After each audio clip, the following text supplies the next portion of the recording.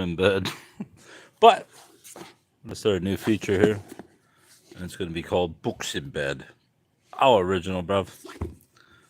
So, we got Books and Bitters is the first book, bruv.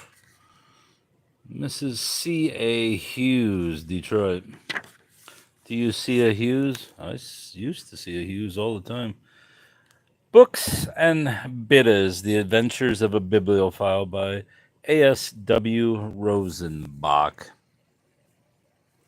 1927, so basically a 98-year-old book. Copyright, as I said, 27, published 1927 to Philip and Rosenbach. Forward. It is a pleasant duty to record my appreciation of the assistance rendered me in the writing of these articles by Miss Avery Strackish, Mrs. W.K. Denham. It was she who, at the suggestion of the editors of the Saturday Evening Post, persuaded me to dictate in the first part of the series of 8 articles that appeared in the Post in the first part of 1927. The 9th was published in the Atlantic Monthly in October 1927. I cannot tell how much I am indebted to her, not only for the form of the articles, but for a friendship that began with the first article and will continue, I trust, long after the last ceases to be read. Contents. Talking of old books. Illustrations. Illustrations galore. Books and bitters. Talking of old books. Let me get this formula. Genius. The tall old man with the fan-shaped beard looked eagerly at his companion, then settled back more heavily against the rows and rows of old books lining the walls to the ceiling on all sides of the room. Of course, Edgar was a genius, but in spite of being a gambler and a drunkard. In spite of it, I tell you. The other, a thin man of lesser years, his long, inquiring face meditative in the twilight, nodded. You are right, he agreed, but what difference did it make? The only question is, would the Raven have been any greater without his gambling and drinking? I doubt it. The argument was on, and my uncle, Moses Pollock, would lean forward now and again, waving his coatless arms. He handled books easier in shirt sleeves in an effort to gain a point. His peculiarly young and penetrating blue eyes glistened. Opposite George P. Files, what a name for a book collector, a noted editor and book collector, twirled a gray mustache and goatee while balancing in a tilted chair. I live in Las Vegas because my dad, some random dude, said what happens in Vegas stays in Vegas, and dipped. Right. A noted opposite George P. Files, a noted editor and book collector, twirled a gray mustache and goatee while balancing in a tilted chair, listening calmly and patiently, relighting a half-smoked cigar, which went out often as the verbal heat increased. I would watch these two, dazed with their heated words concerning authors and their works, hear them make bookish prophecies. Oh, I know I'm the greatest there ever was. Can you read us another poem? I don't have a poem. Actually, I do have a poem, but you're not getting it. There's my wall, since I just dropped the phone, since I'm laying in bed. Don't mind the pitchfork in the corner. I will impale anybody who tries to break in.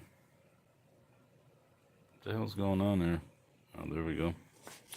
I would watch these two, dazed with their heated words concerning authors and their works, hear them make bookish prophecies, most of which came true. A favorite subject was their neurotic friend, Edgar Allan Poe. Both had befriended and singularly unfortunate and great writer, and each had certain contentions to make, which led through the fire of argument to the cooler and more even discussion of reminiscences. Where do I live? No. Why would I live in Las Vegas? That shithole. Actually, I lived in Las Vegas once, but it was only for 6 months, and there was no fucking seasons, and it was 130 degrees. I think it was 2001 in my 612th year of existence. Yeah, it was awful. I hated Las Vegas.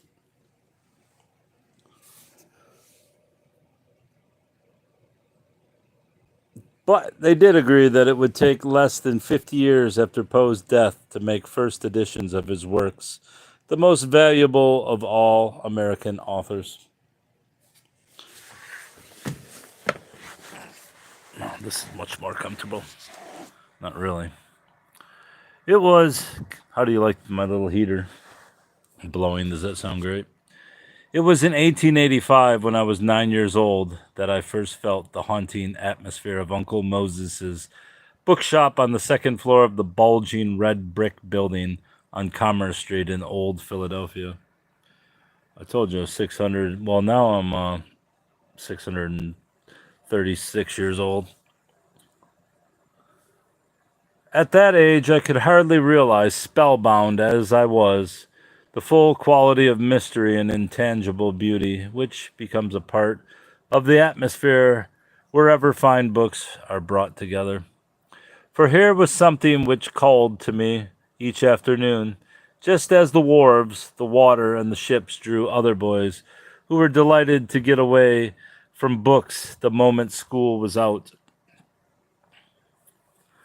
Whatever it was, some glibly speak of it as bibliomania. It entered my bones then, and has grown out of all proportion ever since. The long walk from the bookshop to my home in the twilight, the moon just coming up, throwing long shadows across the white slab of Franklin's grave, which I had to pass, was sometimes difficult.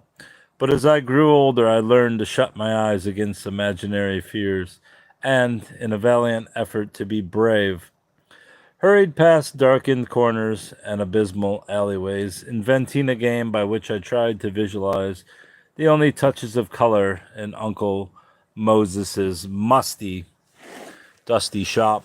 Occasional brilliantly bound volumes. Running along, I also cross-examined myself on quotations and dates from books and manuscripts through which I had prowled earlier in the day, unwittingly developing a memory which was often to stand me in good stead. My uncle's appreciation of books showed itself long before he took over the publishing and bookselling business established in Philadelphia in 1780, just before the close of the Revolution. Throughout his youth, books had been dear to him, and his father, noting this, encouraged him to keep together the volumes he prized most. Yet he gained local attention not as a book collector, but as a publisher, when, with a certain amount of initiative, he brought out the works of the first American novelist, Charles Brockden Brown, but I early had my suspicions of him as a publisher. Who gives a shit? You ain't wrong about that, buddy. It's still rude of you to say it, but that's typical of the imbecile. It seemed to me that he used the publishing business as a literary cat's paw by which he might conceal his real interest and love, searching for, finding, and treasuring rare books. After all, if one is in a trade, certain expectations are held by the public, and the older Uncle Moses grew, the less willing he became. If you need a job, give me a call. I'll never need anything from you. Go back to that crevasse you came from, you fucking reprobate. searching for, finding, and treasuring rare books. After all, if one is in a trade, certain expectations are held by the public, and the older Uncle Moses grew, the less willing he became to meet these expectations. To publish books and sell them was one phase, but to collect and then to sell, he considered a different and entirely personal affair. A poor young man, Uncle Moses had acquired the business in an almost magical manner. Jacob Johnson, the original founder, began by publishing children's books only. But in 1800, he decided to branch out and took a partner, Benjamin Warner. 15 years later, I say 15 years later, the firm was sold out to McCarty and Davis. After several successful years, McCarty retired. Why the fuck does this keep messing up?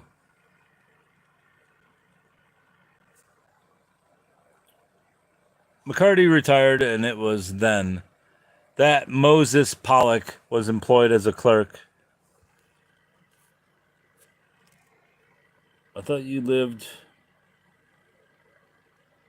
No, I don't live in Las Vegas. I live in motherfucking Michigan. Motherfucking Michigan. Was employed as a clerk. They had spread out and were now publishing all sorts of books.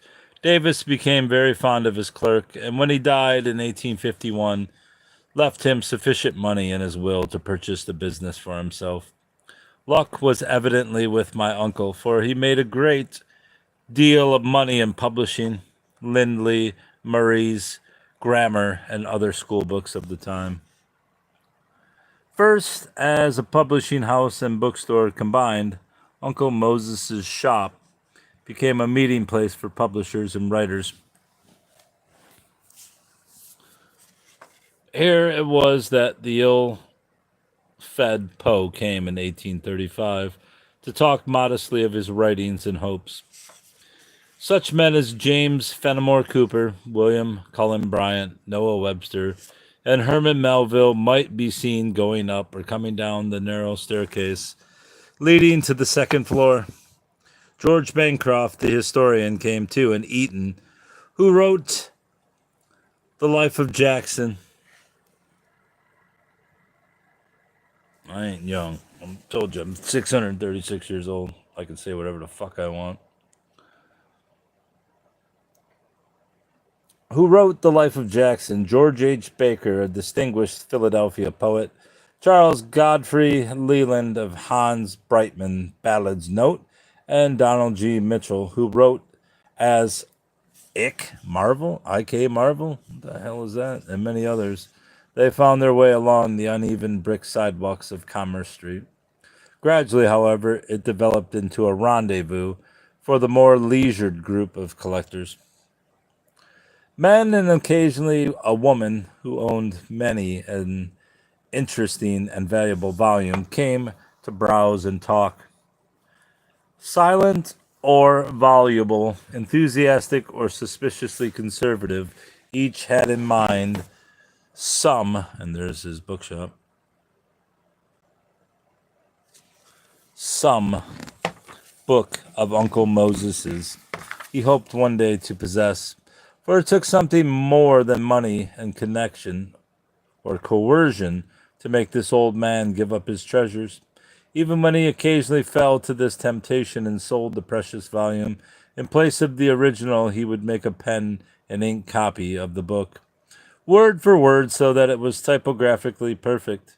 This would take weeks to do, and only when he needed money badly did he consent to part with the original. I have some of these copies and treasure them as curiosities. Not only months, but I'm glad you are learning how to read. That's fucking brilliant, buddy. You really came in there to just talk fucking stupidity to a champion like me. What a fucking dullard. Get out. Even when he occasionally fell to this temptation, oh, all right, there we go, This would take weeks to do, and only when he needed money badly did he consent to part with the original. I have some of these copies and treasure them as curiosities. Not only months, but very often years of tireless perseverance were necessary to make him sell a favorite volume. Equally interesting was that other group which came daily, a group composed of impecunious and peculiar I can't say the word, peculiarly erratic book lovers, found in book haunts the world over, a poverty-stricken intellectual class, who, in filling their minds, often forget to provide for their stomachs as well. Oh, I know how to load. Lead a whale, little Shrek boy. Jesus Christ. Hey, let's have a battle here. All the memories of my childhood center around the secluded and dusty corners of this shop, where I eavesdropped and prowled to my heart's content. My uncle, at first annoyed at having a little boy about the place, prying into musty papers and books, eventually took delight in showing me rare editions purchased by him at auctions and private sales. As he grew older, he became somewhat eccentric, and despite my extreme youth, insisted upon treating me as a book lover and a connoisseur, his own equal. Although he lived to be a very old man, he retained the most marvelous memory I've ever known. He could tell without a moment's hesitation the date of a book, who the printer was, where it had been found, any physical earmarks. This is a very awkward way to read a book. It might have its various vicissitudes and how it had reached its final destination. Among the noted collectors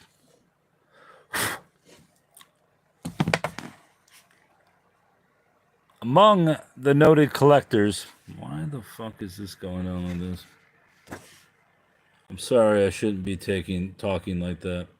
I'm sorry, please forgive me. I'm really sorry, please. Right. Among the noted collectors who came to match their wits and learning with my uncle was a younger man, Clarence S. Beament, who developed into one of the greatest American book experts. Even at that time, he had a wonderful collection, and I well remember his subtle efforts to add to it constantly.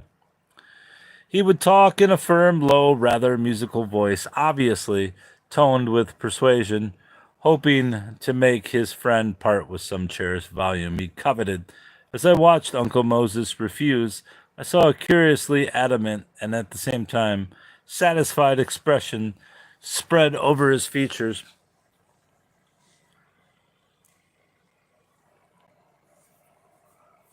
I noticed, too, the dignity of movement as he gravely... Why the fuck does it keep showing that message? It's probably because that page isn't straight. I saw a curiously adamant and at the same time satisfied expression spread over his features. I noticed, too, the dignity of movement as he gravely took the volumes from Beament's fingers to look at it, with that expressive pride and ownership that verges on madness with many people to whom possession can mean but one thing: books. I was wondering if you could do a face review. I can do a lot of things. Samuel W. Pennypacker, who in later years became governor of Pennsylvania, was another avid book collector and constant habitué of the old Commerce Street bookshop. His hobby was anything he could lay his hands upon from the Franklin Press. He also collected all data relating to the early Swedish settlers of Pennsylvania and his German and Dutch ancestors, as well as any material concerning the development of the state. A large man he was, with serious eyes set in a rather square-shaped head. But his voice fascinated me most of all, as it boomed about the shelves when he grew excited and took on an unforgettable Pennsylvania Dutch twang.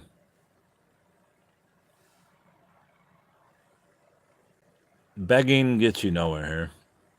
Pennypacker was a fervent admirer of George Washington, and he had once heard of a letter which General Washington wrote from one of the scenes of his childhood.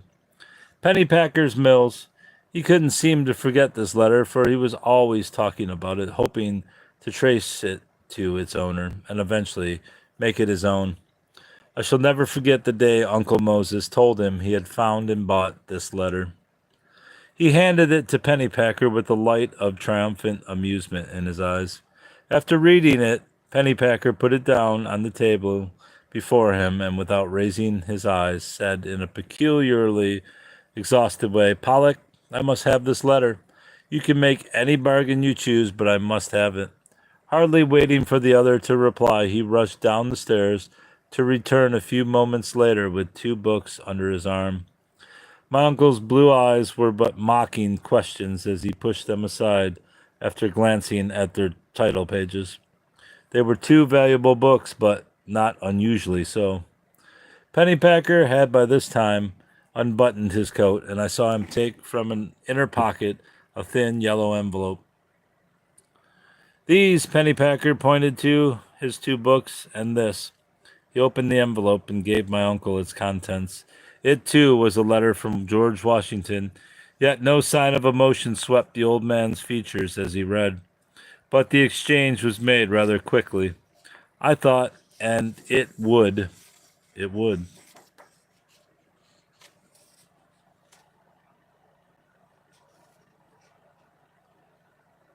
Only if you're a goth woman, but you already said you're from China, so. I thought, and it would have been difficult to decide which bargainer was the more satisfied. Handsome little man. Which beginner or which bargainer was more satisfied? My arm's hurting from holding this fucking camera. I have read both letters many times since. The Pennypacker's Mills letter was dated September 29th, 1777, and addressed on public service to the Honorable John Hancock, President of Congress, Lancaster. George Washington wrote in part, "I shall move the army 4 or 5 miles lower today, from where we may reconnoiter and fix upon a proper situation at such distance from the enemy as will enable us to make an attack should we see a proper opening, or stand upon the defensive till we obtain further reinforcements. This was the opinion of a council of general officers which I called yesterday. I congratulate you upon the success of our arms to the northward, and if some accident does not put them out of their present train, I think we may count upon the total ruin of Burgoyne." John Burgoyne, that is. The letter which my uncle received was written 4 years later from Philadelphia in 1781 to Abraham Skinner, Commissionary General. Hey, look, that notice is back on there, of prisoners, and was easily the more important historically of the 2, as General Washington discussed throughout the surrender of Cornwallis and the exchange of prisoners at Yorktown. He instructed General Skinner not to consent to the exchange of Lord Cornwallis under any conditions. Even I, with but a short experience as a mere onlooker in the collecting game, realized its greater value. After my uncle's death, this Washington letter sold for $925, and it rests today as one of the treasures in the Pierpont Morgan collection.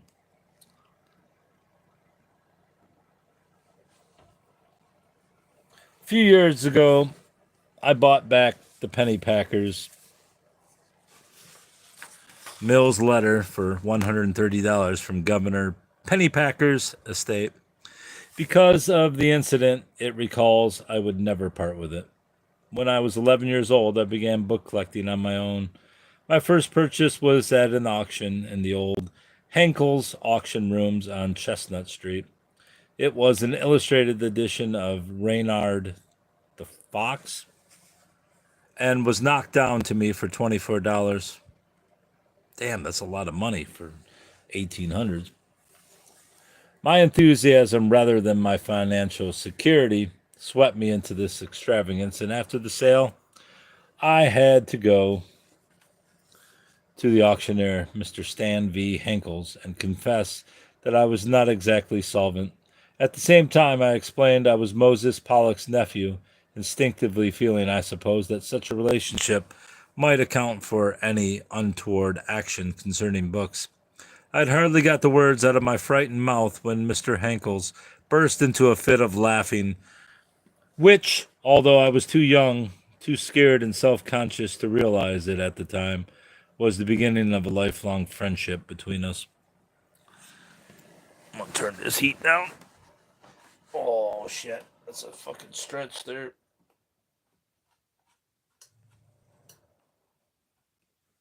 Oh.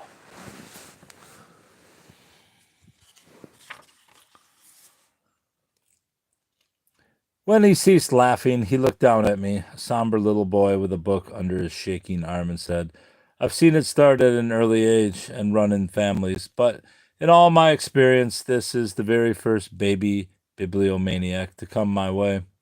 With this admission, he kindly consented to extend credit and trusted me for further payments, which I was to make weekly from my school allowance. Giving him all the money I possessed, $10, I marched from the auction room, feeling for the first time in my life that swooning yet triumphant, that enervating and at the same time heroic combination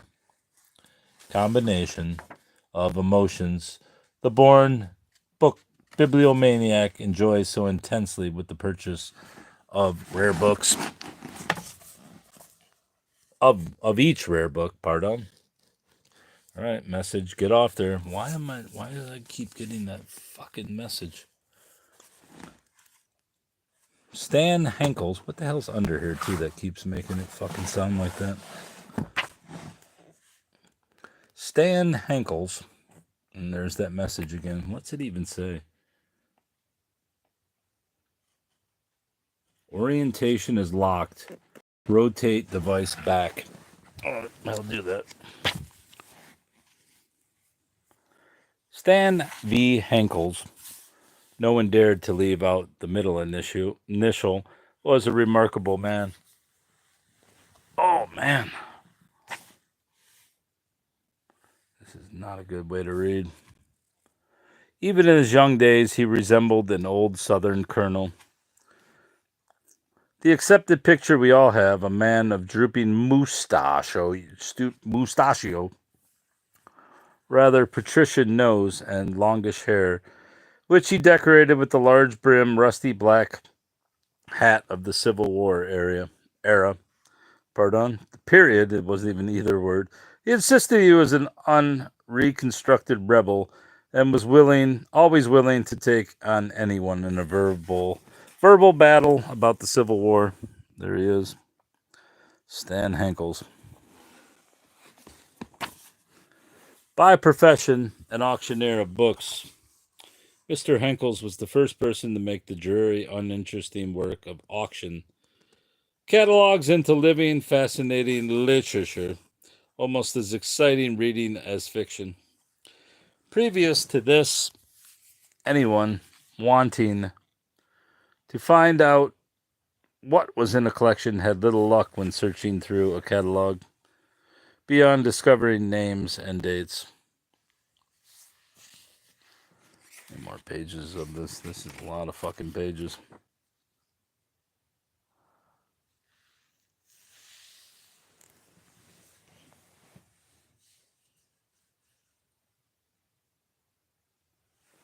I really can't go on this way reading. It's too painful.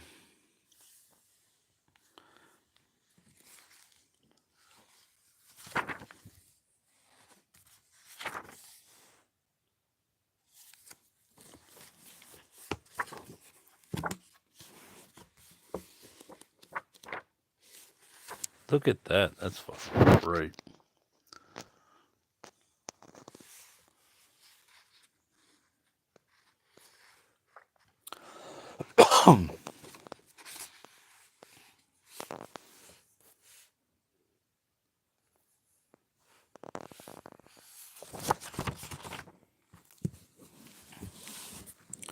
that's going to have to do. That's a half hour's worth. That's all you deserve. My cousin Rachel will have to wait till next time.